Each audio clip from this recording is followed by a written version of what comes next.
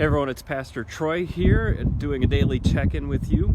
I've been leading a noontime Bible study on Zoom with many of you from the church, and we just talked about the parable of the sower, which is in Mark chapter 4. It's such an interesting parable, a very familiar one to all of us. In the parable, the sower takes seed and just starts throwing it in all sorts of places that perhaps he shouldn't be throwing it. It's not necessarily good gardening. Actually, I'm standing out here next to my garden that I planted a little too early. Let me show you that.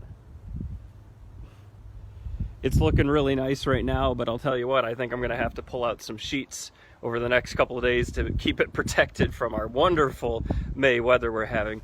Anyway, the parable of the sower, what happens is the seed falls on rocky soil and it's not going to grow up. There's some seed that falls on soil that's too thin and it doesn't take deep root. There's other seed that falls into soil that has thorns and other things, so it gets choked out over time. But there's some seed that falls on the good soil and it produces this wonderful harvest.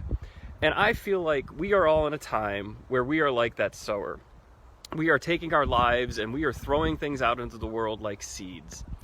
And there are going to be things that we throw out there that frankly aren't going to go anywhere. And we had hoped that they might, but they just aren't right now. And that's okay.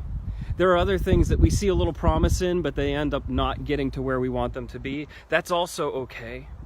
There are so many situations where what we put into the world is going to be really, really good, but people aren't in a position, or perhaps we ourselves aren't in a position to hear those things, and they get choked out, and that's okay. Because the harvest that goes in and hits the good soil is going to return such a wonderful amount that all of this sowing is generous. It's the way God is. It's the way we're called to be in this time. So I hope you're not discouraged in this season.